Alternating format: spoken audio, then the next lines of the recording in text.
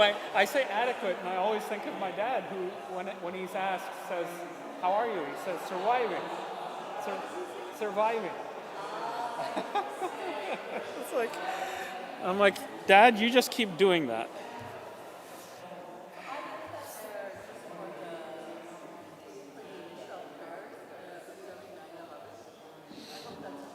Oh, sure. I think maybe Sandra will.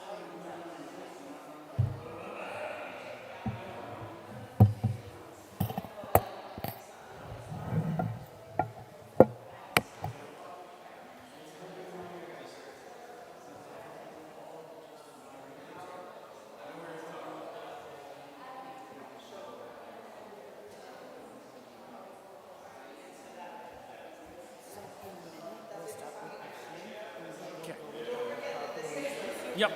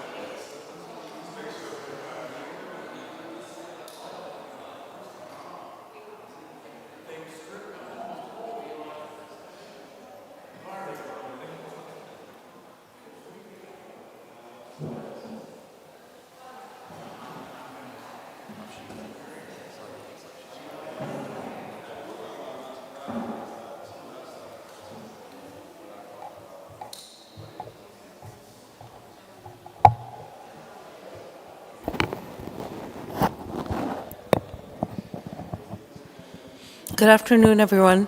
Welcome to chapel.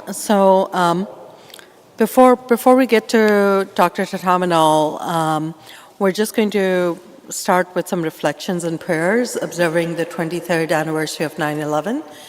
So thank you for joining us. I'm just going to share something I wrote a few years ago, reflecting on what the experience of 9/11 was for American Muslims, and so just sharing my prayers and my reflections from that time. On the 23rd anniversary of 9/11, I've been reflecting on how America has changed due to the tragic events of that day. As a nation, we all mourned for all the innocent lives lost that day. I can't begin to imagine the trauma of losing a loved one in such a horrific way, and I pray for continued patience, courage, and strength for those who lost loved ones 23 years ago today. I also pray for continued patience, courage, and strength for the families of American soldiers and innocent civilians who lost loved ones in the wars that followed 9/11. We still see the lasting impact of those wars today, and I pray for the safety of our Afghan allies and American citizens still in Afghanistan. I pray as well for continued patience, courage, and strength for the innocent American Muslim and Sikh and other minority communities who've been targeted since 9/11 for either being Muslim or being perceived as Muslim, not just by hate groups, but also by law enforcement and our government. I especially pray for resilience for our young American Muslim, Sikh, and historically marginalized children who grew up in the shadow of 9/11 being labeled terrorists in their schools. I thank God for all the first responders and healthcare heroes, including American Muslims and Sikhs who so selflessly committed themselves to saving as many lives as possible on that tragic day. Their courage and service to our country will never be forgotten. I also thank God for the Japanese American community and other allies who gathered to offer support to American Muslims in the aftermath of 9/11. I especially thank God for the ACLU, CARE, and other civil rights organizations who mobilized to preserve our civil liberties in the aftermath of 9/11. 9/11 also fundamentally changed my life as I pursued a career where I was on the front lines of fighting Islamophobia and advocating for the civil rights of American Muslims with CARE New Jersey. I became a target of hate groups, and while there was some fear, there was greater conviction that I needed to continue to advocate for justice. On a personal note, I thank all my family, friends, colleagues, and allies who have supported me through the years in the post-9/11 era. As a nation, we've been through a tremendous ordeal due to the tragic events of 9/11, and 23 years later, I join all of you in remembering that tragedy and praying for all those impacted by 9/11. With prayers and remembrance.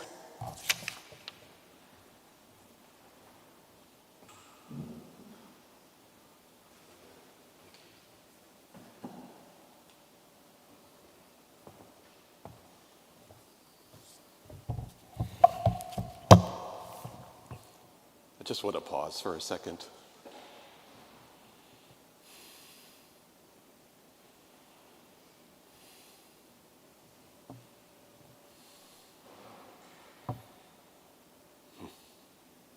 Thank you. So I have the honor of being asked by Professor John Thatamanil to introduce him at this first faculty Wednesday event of the 24-25 school year. He actually introduced me at the beginning of the spring when I did one, so I'm happy to return the favor. And John is one of my best friends and intellectual dialogue partners on this faculty, which might not be usual across Bible and theology, but we always have so much to talk about. And I just, following John's cue and not wanting to take too much time, because we want to hear from him, would just mention there's always the traditional academic things one can mention in an intro, but it's worth mentioning that he has been very productive in the broader field. John is a connector. He brings different conversations together, different people together, and is often on the move in making those kinds of things happen. And amidst all that, he's also produced some important books. His initial published dissertation, which engages the Hindu tradition of Advaita Vedanta and brings it in relation to the theology of Paul Tillich, the immanent divine. His second book, Circling the Elephant, a comparative theology of religious diversity, where he really problematizes the whole concept of religion, and that continues to be an ongoing interest of his. And he has a current project out of which this presentation comes, which he's working on, which is entitled, at least on Union's webpage, as Desiring Truth, Comparative Theology and the Quest for Interreligious Wisdom. But one should also realize that there's this other aspect of John's life, which is that he has become ordained in the Anglican tradition and is now a priest and diocesan theologian for the Anglican Diocese of Islands and Inlets, otherwise known as under the colonial name as the Diocese of British Columbia. So that's an important part of his identity that he wanted me to mention as well. But let us now hear from John on Desiring Truth, Interreligious Wisdom for the Post-Truth Crisis. John.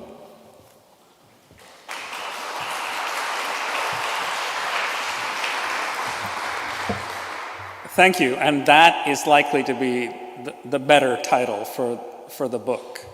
One of the things that all of us who write books know is that it's only as you start writing it that you figure out what you're writing about. And I realize that what I'm doing is something like an interreligious public theology. I won't use the word theology hardly any at all because people get spooked. So I'll use instead interreligious wisdom for the post-truth era. So let me just dive in the interest of time. The question, what is truth, is an old one, as I suspect most here will know.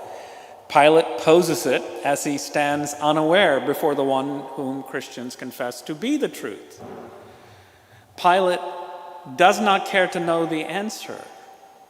At least when I read that particular lectionary passage in church, I read it cynically. Right before I preach. What is truth? You have to get that inflection in it. Pilate doesn't care to know the answer. His query is lazy, world-weary, and I think cynical.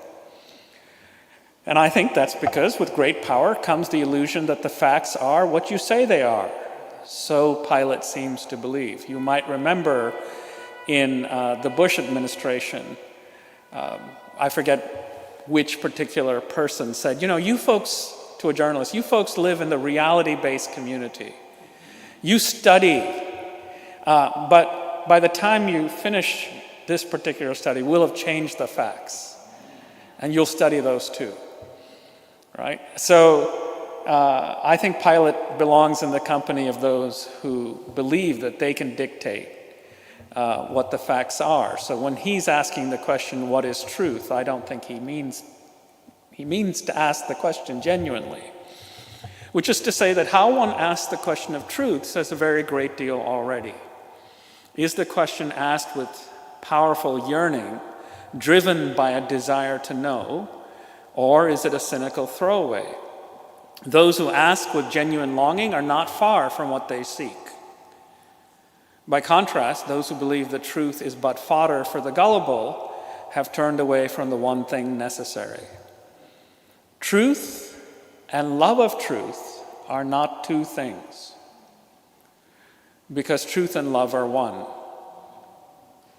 Pilate would know this if he only opens his eyes to the one before whom he stands. Now, I cite Pilate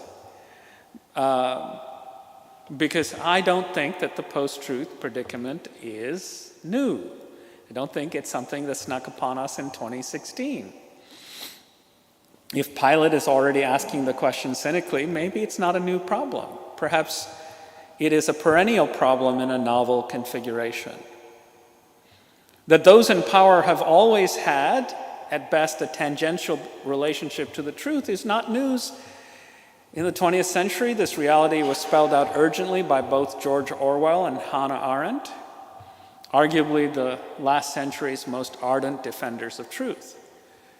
In her 1951 book, The Origins of Totalitarianism, she famously wrote, and I quote, "Mass propaganda discovered that its audience was ready at all times to believe the worst, no matter how absurd, and did not particularly object to being deceived, because it held every statement to be a lie anyhow.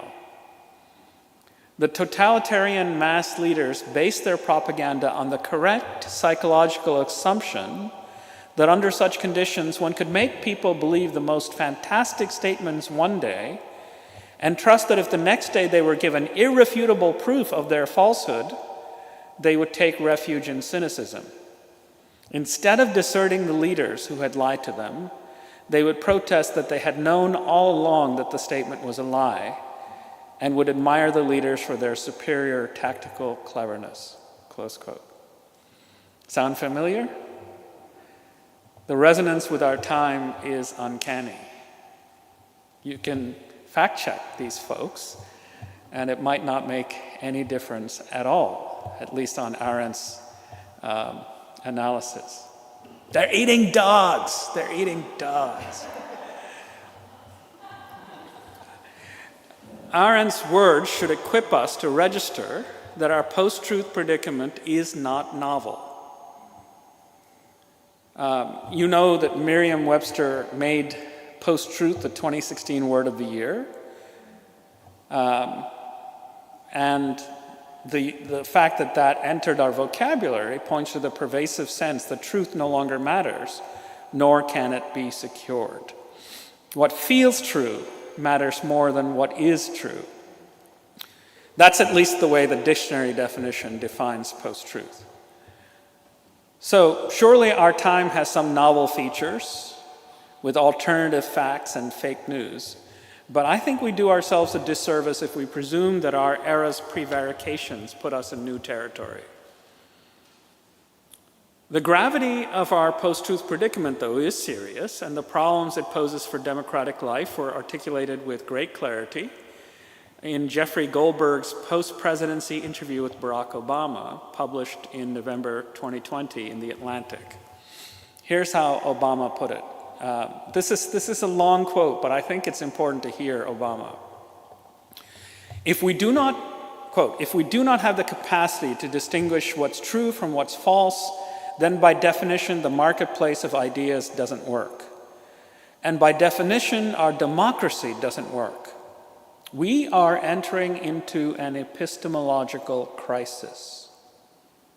I can have an argument with you about what to do about climate change. I can even accept somebody making an argument that, based on what I know about human nature, it's too late to do anything serious about this. But I don't know what to say if you simply say, this is a hoax that the liberals have cooked up, and the scientists are cooking the books, and that the footage of glaciers dropping off the shelves of Antarctica and Greenland are all phony. Where do I start trying to figure out where to do something? If Arendt discloses our slippery foothold on truth under fascism and mass propaganda, Obama reminds us that democratic life is unsustainable where no agreement about facts exists. A polluted infosphere corrodes our capacity to take concerted action. I'm always struck when I reread that quote, just how powerless one of the most powerful persons in our time feels. And that, of course, is not accidental. Right? If you corrode the possibility of consensus, you corrode the possibility of collective discernment and action, and you render it impossible. So, at any rate, if our post-truth moment isn't novel, if Hannah Arendt is diagnosing features and naming it accurately, if George Orwell already is naming it, and if I'm right that something like this is happening already in Pilate, and there are Hebrew Bible passages aplenty where entire people are said to be a people of lying lips, it seems to me that at least those of us who are tied to different traditions know and are likely to be persuaded that we're not in a novel, unprecedented moment, but as I said, we are likely facing a perennial problem in a novel configuration. And if that's true, if it's true that we're not facing something entirely new, then diagnoses that are based on recent trends cannot be accurate. Our epistemological crisis, as Obama calls it, cannot be blamed on postmodern university professors, a favorite bugaboo, the internet, or even the lack of information literacy, who are often depicted as the customary and usual suspects. Quickie solutions tied to these putative causes can only offer symptom relief, not point to the underlying and undiagnosed condition. A prominent but unpersuasive diagnosis of our ailment says that we have lost track of the decisive gains made by the Enlightenment's commitment to sober rationality. So if you read the literature about people trying to address the post-truth crisis, I would say the preponderance of the literature says that what is ailing us is that we have moved away from the decisive gains made by the Enlightenment with its commitment to sober rationality, evidence, and argumentation. So according to this analysis, what we need most urgently is to teach scientific principles, media literacy, and information about numeric literacy. So the argument is something like this: improve knowledge hygiene, that is, improve the conditions under which knowledge is disseminated and grasped by teaching people how to test information quality, and the truth problem will sort itself out. Right. Good luck with that. This claim, a claim like this, lies at the heart of Daniel Levitin's work, notably in his 2019 book, A Field Guide to Lies: Critical Thinking with Statistics and the Scientific Method. He argues that we must beat back the rising tide of fake news and weaponized lies with the power of critical thinking. Right. Critical thinking is the hero that will come to our rescue. But what if I am I think, a postmodern university professor, or at least a seminary professor. But what if the Enlightenment is part of the problem and not the solution? Or to put it less flat-footedly, what if our problem is rooted in a way of thinking about reason that does not do justice to the human person? What if no knowledge is possible where there is no desire to know? What if attending to the desire to know is indispensable to the work of knowing? We hear a lot about critical thinking, but we hear precious little about critical desiring. So sometimes when I do my work, I feel like I'm Captain Obvious, and that I'm writing a whole book as Captain Obvious. You can't know the truth unless you want to know the truth. That's my thesis. It's so silly and so obvious, but here's some argument. So I think for human beings, coming to know requires the desire to know and the capacity to handle the truth, to bear what must be borne when one's convictions are shattered by what one comes to know. So I'm always thinking about my favorite courtroom drama scene, where Tom Cruise, the young Jag, is in A Few Good Men interrogating Jack Nicholson's character. And at a critical moment in the interrogation, Jack Nicholson's character says, "You can't handle the truth." That's, I think, a pretty decent Jack. My claim is, you don't even want to know the truth. Right? So I think the desire to know is the essential factor that is not being discussed in the material on post-truth. For human beings, coming to know requires the desire to know. However, in an age of desireless artificial intelligence programs that seem to be constantly learning, questions about desire seem superfluous. Why should accessing truth require anything more than the time it takes to learn something? Right? Humans will be surely slower than AI, but isn't knowing an identical process for computers and humans? To paraphrase the queen of rock and roll, Tina Turner, what's desire got to do with it? What's love? I got to do a little karaoke. So here we confront a crucial problem, a distinctively Enlightenment problem.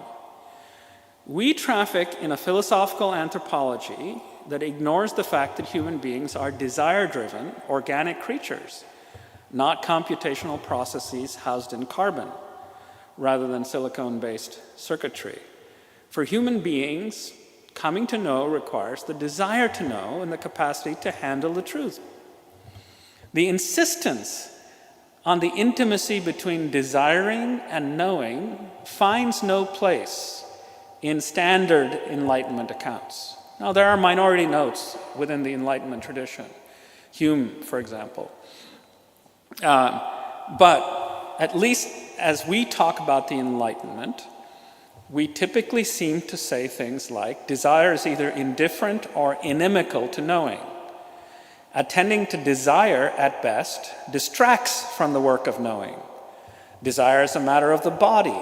Knowing is a matter of the mind. The body must either be subdued or set aside if the mind is to do the work of knowing. I take all of this to be a colossal modern mistake, perhaps the colossal modern mistake. Provocatively, I don't know if I entirely believe this next sentence that I wrote. The Enlightenment's deepest diagnostician, namely Michel Foucault, that's the part maybe I'm overstating that, is customarily regarded as no fan of the truth, but in his early 1980s lecture series, published in 2005 as The Hermeneutics of the Subject, Foucault spoke of the Cartesian error, which he associated with Descartes, but without blaming it all on poor René. Here's Foucault's quote. "We can say that we enter the modern age I mean, the history of truth enters its modern period when it is assumed that what gives access to the truth, the condition for the subject's access to the truth, is knowledge and knowledge alone. It seems to me that what I have called a Cartesian moment takes on its position and meaning at this point. I think the modern age of the history of truth begins when knowledge itself and knowledge alone gives access to the truth. That is to say, it is when the philosopher or the scientist can recognize the truth and have access to it in himself without anything else being demanded of him, and without having to change or alter his being as a subject. Now that, I think, is the modern malady. You can just know the truth just as you are. No need to change who you are or how it is that you come to know anything. Nothing is demanded of you other than proper research procedure.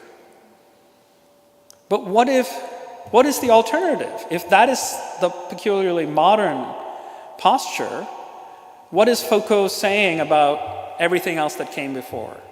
Well, he argues that prior to modernity, there was the inseparability of philosophy from spirituality.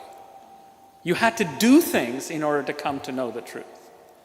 So, a snippet.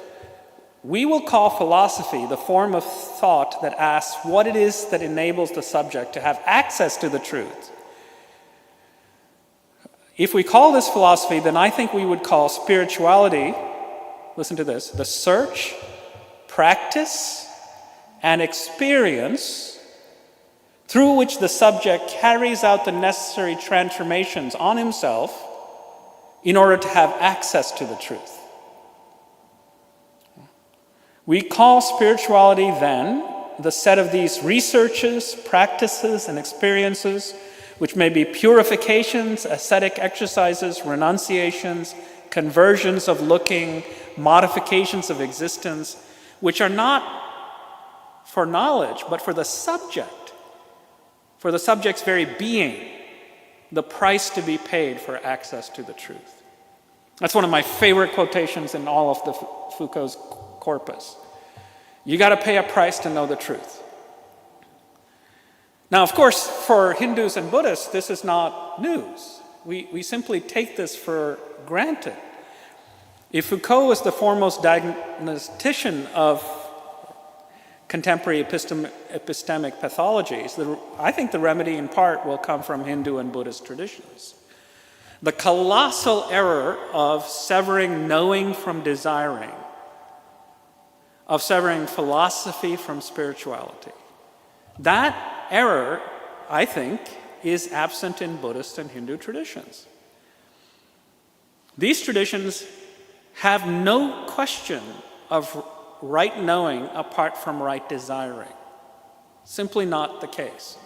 Tutoring desire is, I don't know why I write this word, I can't ever say it, propedeutic? I know how to write it, but it's preparation. Tutoring desire is the necessary preparation to attaining transformative knowledge. Right desire and right knowing are but two sides of the same coin. The desiring self must be disciplined and reconfigured before right knowing is possible. So the first qualification of the ideal student in Hindu and Buddhist traditions is an intense desire for liberation. Desire for liberation. In Hindu and Buddhist traditions, liberation ultimately comes from knowledge, jnana, but jnana is impossible apart from the intense desire for it, the desire for liberation. So consider Volume 3 of the classic Advaita Vedanta text, the Viveka Chudamani, the crest jewel of discrimination, attributed to Shankara, but it's not actually Shankara, it's in his tradition. So here's what it says. Rare and difficult to obtain are these three: a human birth, a burning desire for liberation, and association with great beings. They are the results of divine grace. The term translated here as burning desire for liberation is mumukshutvam, the desire for moksha.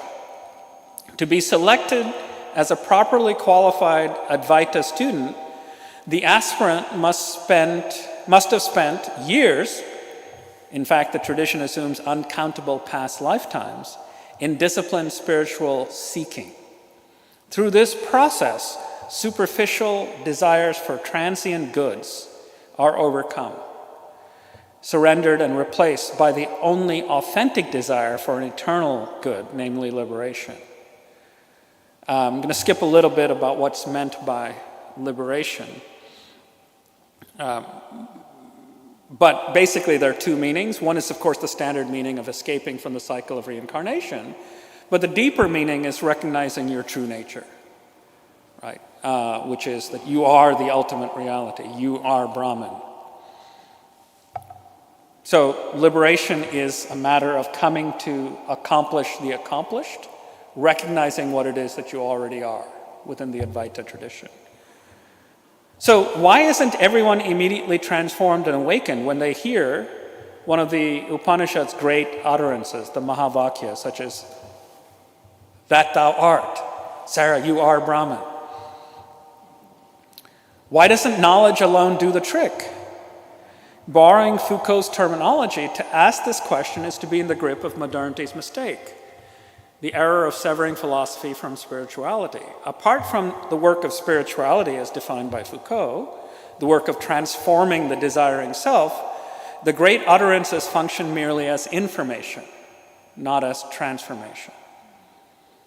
And I think this is the reason why, despite my considerable gifts as an instructor, no student in my Intro to Hinduism classes has yet shouted, "Aha! Now I see," and left my class enlightened upon hearing that they are Brahman. It hasn't happened at any rate to date. But, I still hold out hopes. Maybe if, Brian takes more classes with me one of these days, he'll just get it. And so why doesn't it happen? Why is no one suddenly waking up when I tell them the truth that they are Brahman? Well, like all human beings, they're gripped by a host of attachments to their conventional identities. And you cannot shuck those identities like corn husks, because the longings that come with them hold us securely in their grips. Therefore, the truth about my inmost identity remains ineffectual so long as I am bound by these attachments. Truth remains mere information so long as the structure of my desiring remains unaddressed. Without educating desire, there is no possibility of transformation. I know time's limited, so let me keep pressing. I have a desire to explain everything. Indic and many other Asian traditions are often depicted as enemies of desire. This is a persistent and superficial mistake that tells me you have actually read none of the texts. What Hindu and Buddhist traditions seek to do is to contest penultimate desiring for the sake of an ultimate desire. If you have doubts about this claim, here are some lines from the Vajradhara Sutra, a Mahayana text.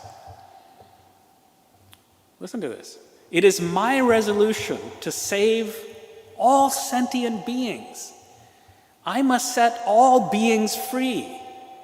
I must save all the universe from the wilderness of birth, of old age, of disease, of rebirth, of all the sins, of all misfortunes, of all transmigrations, of all pains caused by heretical doctrines, of the destruction of the skillful dharma, of the occurrence of ignorance. Therefore, I must set all sentient beings free from all these wildernesses. If that doesn't count as an intense desire, I don't know what counts. Right? This is the bodhisattva's desire and aspiration.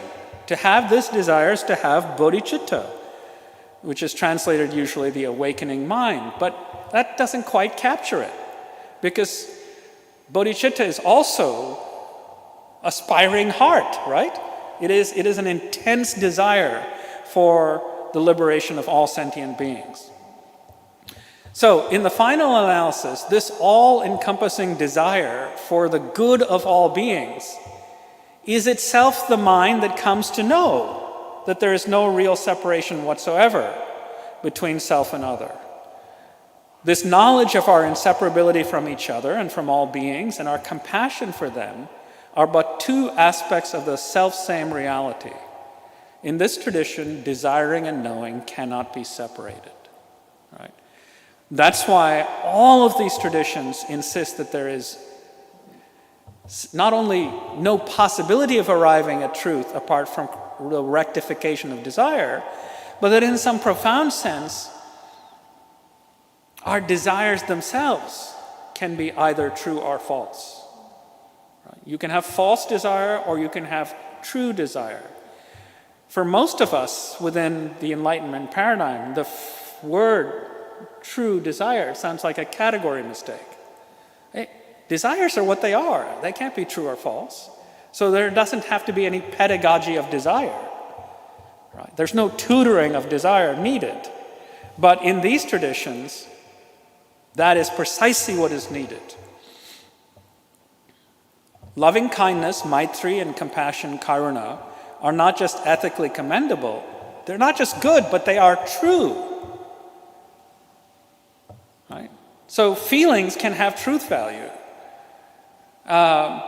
which again is a kind of thing that we don't quite know how to think or experience or feel. But it's elementary Buddhism to say that if you live in a world marked by radical interdependence, padicca samutpada, then to be is to be in right relation, because nothing exists outside of relation. And if that's true, if that's the nature of reality, then it's not just ethically good, but also true to be loving, to exhibit loving kindness. This is a true way of being. So you can have true desires and false desires that are out of touch with the nature of reality. So anyway, I belabor this point considerably. You skip a bit so that we can talk. Hindus and Buddhists know that we will not give ourselves to the highest desire so long as we remain addicted to conventional desires. In these traditions, the highest goal is to reconfigure the whole of one's comportment, the whole person, not the mind alone. If I had time and philosophical chops, I would develop a comportment theory of truth, as opposed to a correspondence theory of truth, or pragmatist theory of truth. This might be a variety of a pragmatist theory of truth, to speak of a comportment theory of truth, which is to say that you can true a person. It's weird to use the word true as a verb, but I'm told carpenters use it all the time, right? To true a piece of wood. So the goal in Buddhist and Hindu traditions is to use Martha Nussbaum's felicitous phrase, to engage in a therapy of desire. A therapy of desire so that you can become true and come into right comportment with the nature of reality. So, if I'm so bound to capitalist desiring, if I think, for example, that I am what I do for work, I am what I produce, I am what I can purchase, as long as this structure of desiring remains in place, then good luck telling me that I am Brahman, or that what I ought to most truly desire is to be a bodhisattva. You might win my notional assent, but accomplish little else. Where there is no education of desire, there is no possibility of transformative truth. So, what we need for the post-truth predicament is probably not more information, but a conversation on pedagogies of desire.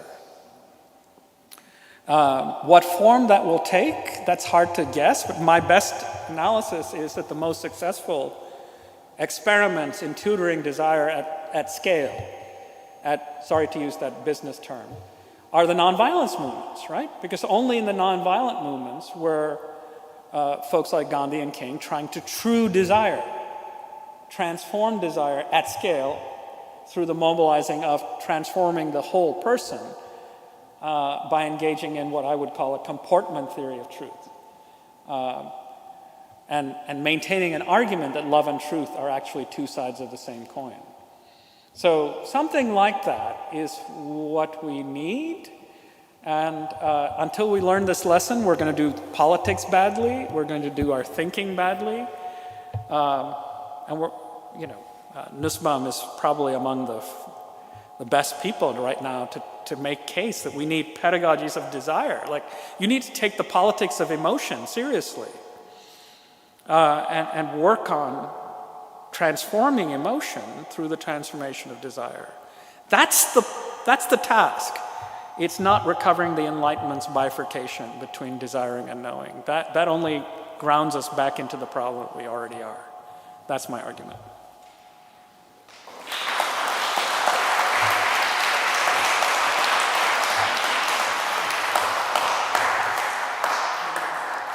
I think we have some time for questions. Isaac?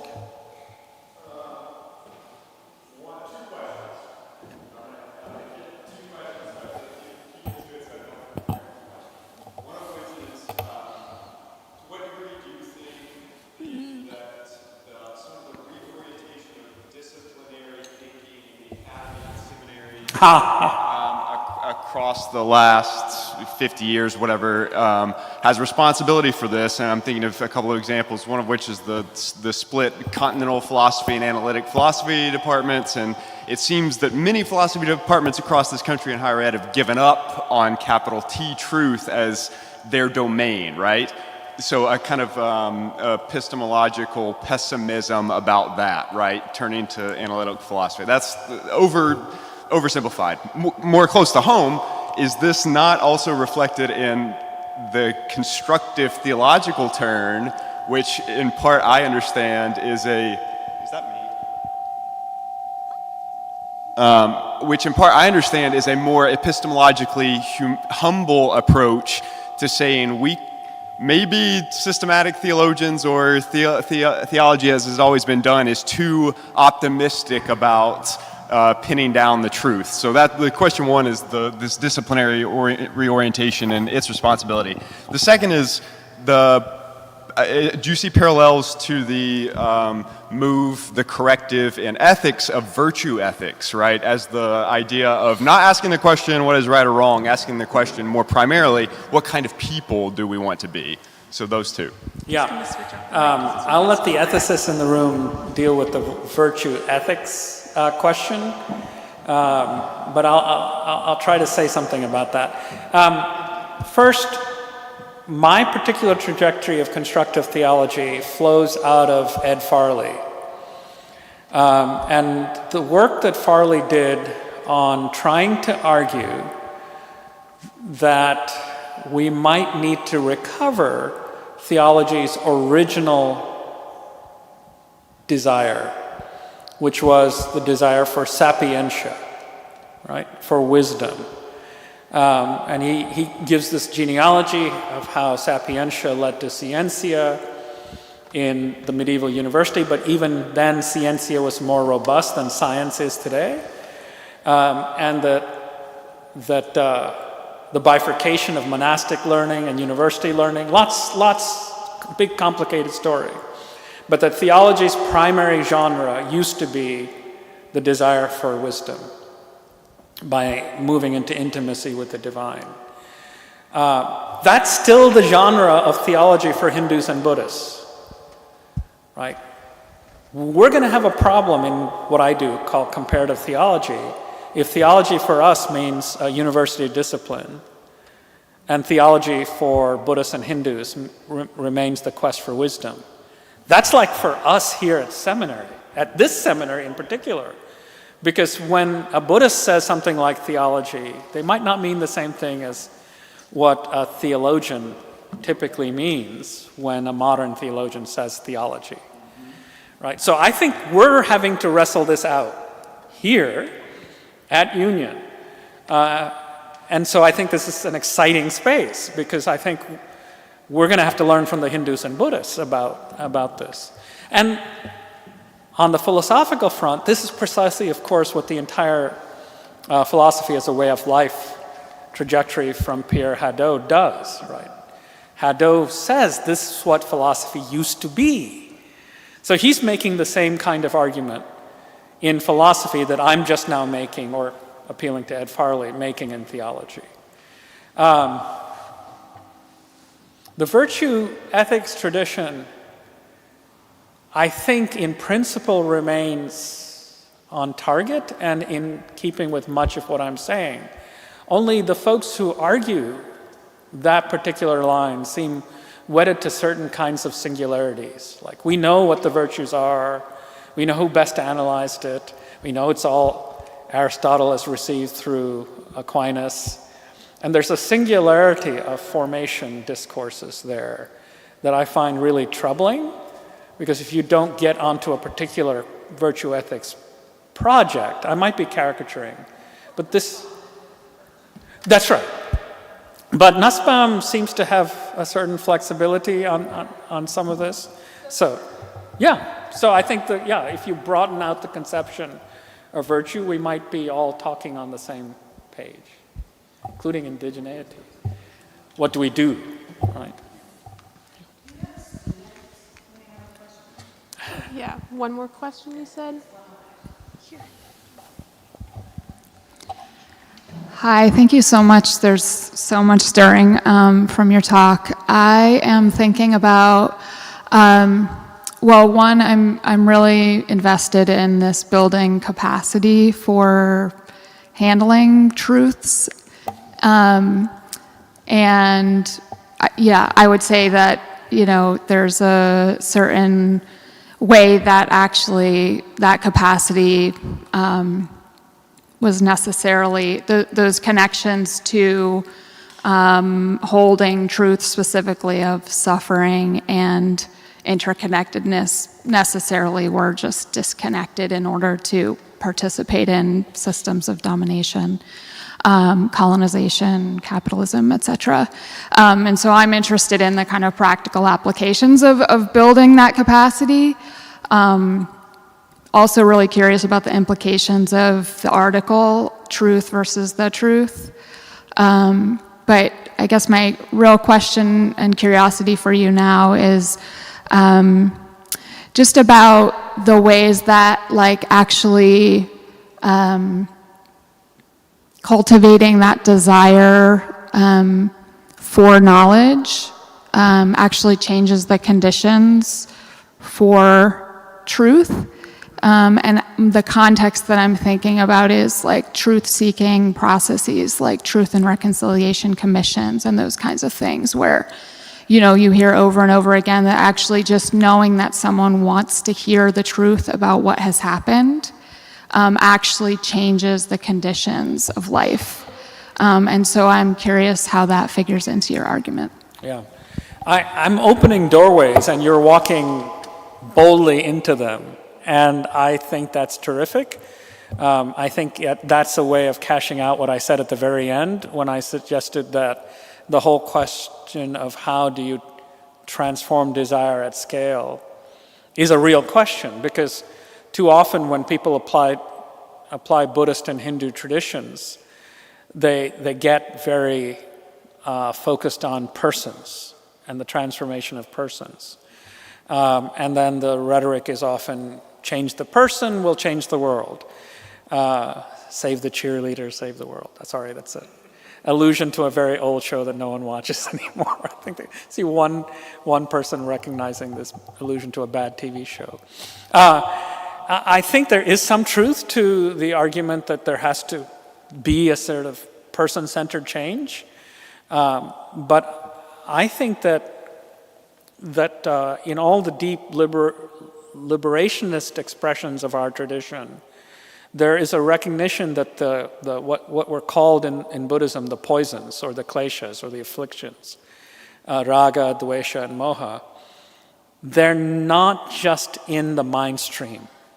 They are institutionalized, right? And so you can't actually contest the way that your desiring is shaped if the structures that shape and mold our desiring are left unaddressed. So I think we were talking about this, I think it was you, but I think Howard Thurman is so important, right? Because he's so attentive to the way that the hounds of hell, as he put it, are both structural, and intrapsychic, and that you can't actually address the intrapsychic apart from recognizing the way in which structural forces like racism so thoroughly mold and shape our desiring. So that's more theory in response to a practical question, but I hope that the theory illuminates why the direction that you're pushing strikes me as just right. Because you need to figure out what are the counter practices that have sufficient heft to reshape desire in some other direction if there are such huge structures like the entirety of the market that are trying to install highly egoistic desires onto persons. They're basically telling you again and again and again that you must lift yourself up by your own bootstraps, right? Insofar as that molding of desiring and affect is so predominant, it feels hard to imagine how we can resist that. It's like we got pea shooters and they got us dreaming capitalist dreams while we sleep, right? Which is why I think we need, practices like truth and reconciliation, nonviolent practices at scale in order to be able to resist. Yeah. But you won't do any of this if you don't diagnose the right problem, right? The liberal left keep coming to people and saying, well, here are the facts, echoing you earlier. Well, I'm just going to argue you with facts. And the other tradition on the right has long ago recognized that people don't give a damn about facts if you get them scared enough. So they have been conducting, since Rush Limbaugh, a mass effect in coarsening human desiring in North America. Talk radio is a spiritual discipline that has been downloaded onto so many of our families and corrupted the desirings of the nation. And, you might say, oh, how superficial, a politics of joy. That's the right way to go. You need counter-affect, to toxic affect. I mean, you need more than that. You need more than vibes. But there's some emotional wisdom there that recognizes that the molding of affect and desire is critical to emancipatory possibilities. Thank you so much, Dr. T. That was wonderful. Thank you, Dr. Carr, for starting with these Wednesdays with faculty. And definitely thank you to Afshin for sharing your words about 9/11 and Islamophobia. And I hope to see you all tomorrow via Zoom, so please check your emails. And Dr. Carr, you have some words? Just wanted to mention, since this is the first one, that this Faculty Wednesday thing will be happening roughly every other week throughout the academic year, so I hope you keep eyes out for it. And Myron Chris Florence will be our next speaker in a couple of weeks, so please mark your calendars. Thank you.